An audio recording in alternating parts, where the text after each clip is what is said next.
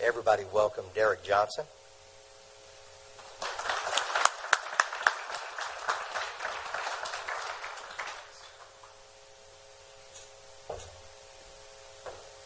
Thank you.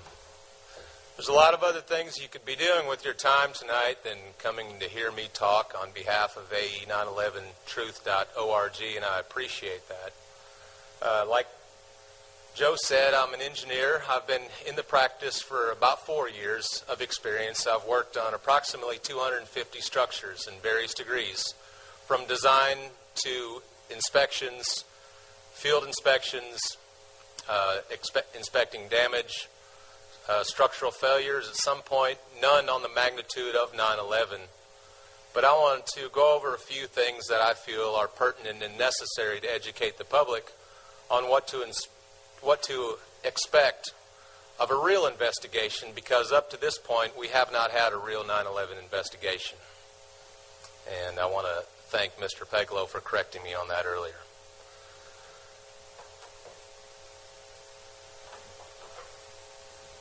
Okay, why do this?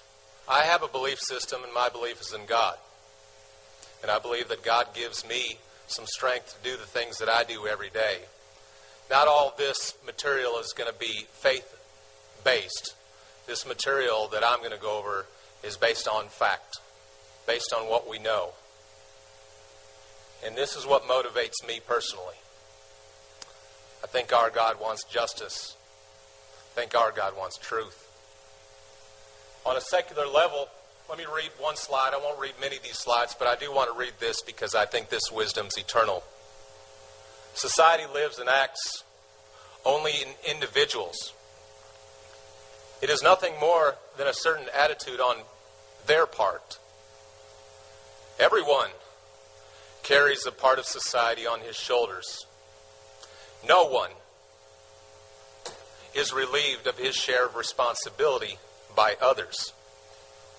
And no one can find a safe way out for himself if society is sweeping towards destruction. Therefore, everyone in his own interest must thrust himself vigorously into the intellectual battle. None can stand aside with unconcern. The interests of everyone hang on the result.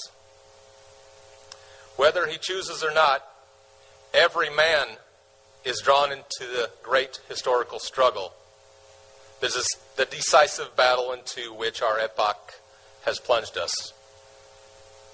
An economist, perhaps the smartest man of our time, Ludwig von Mises. So what are the consequences historically, politically, the aftermath of 9/11? They are manifold. We've had 2 invasions in Iraq, an untold amount of economic, monetary, and other consequences, perhaps future retaliation that we as of yet are completely unaware of. Depreciation of our dollar. Partially, this is to blame for shortcomings in our economic situation. Executive orders, a complicit media, policy of torture, legislation to diminish civil liberties, Bill of Rights, draining of our treasury, creation of a Department of Homeland Security, and a global war on terror, a war on a tactic. Many Americans believe that 9/11 has some complicit issues. Our president was briefed in the beginning of August regarding possible plane attacks to buildings. And many Americans are aware of this and becoming increasingly aware of this. According to certain polls, many Americans want Congress to probe the president and vice president. Well, that didn't happen.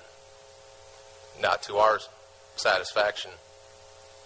The testimony was off record. So, fortunately, there are a lot of architects, engineers, pilots, first responders, medical professionals, lawyers, American citizens, and other citizens around the world who want answers. We're petitioning Congress. We know that's probably in vain, but we're doing it anyway. At the end of the day, it's up to you, it's up to me to get to the bottom of 9/11. About a year and a half, 2 years ago, there was approximately 357 architects and engineers registered that were on board with ae911truth.org. Today, well, last week, there were 716. I think today there's 718. So let's talk about the scientific method, or the lack thereof, in these so-called investigations up to this point. The scientific method has been our very definition of science for quite a period of time. Formulating questions, performing observations, research, constructing hypotheses, making predictions, testing with experiments, analyzing data, results, drawing conclusion. Hypothesis is corroborated. Hypothesis is not corroborated. Reporting the results. Has there been corroboration with 9/11? Do we all agree? Everyone, every American agree on the events of 9/11? Well, those first few polls, I said, indicate that no. There is no corroboration at this point. There is no agreement. Therefore, this continues.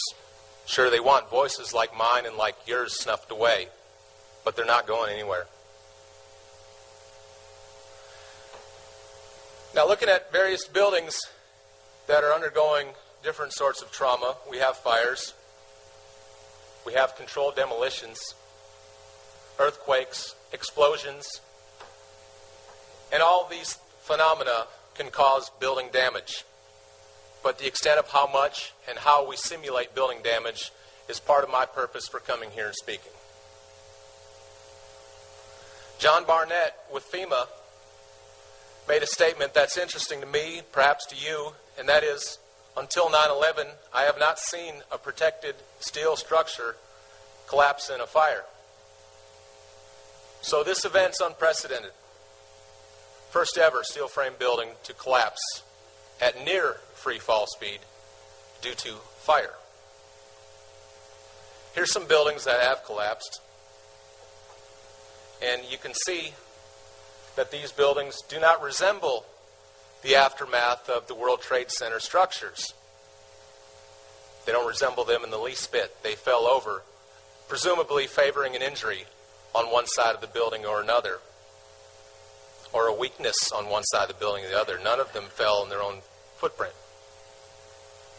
Typical controlled demolition characteristics: sudden onset, straight down collapse, demolition waves, free fall speed, or near free fall speed, total dismemberment of members, minimal damage to adjacent structures, sounds of flashes and explosives, pulverized concrete, squibs, and perhaps chemical evidence of cutter charges and or other explosives. Now, going through each one of these, let's look and see if this is supported scientifically for one building and one building only. Some of these pictures have cleanup of other buildings, but the main building, the main thrust of my talk, I want to be on World Trade Center, Building 7. Quick story, when I was at UTA as an undergrad on September 11th of 2001, September 12th of 2001, I had some professors, PhDs in engineering, other students, and we all remarked at the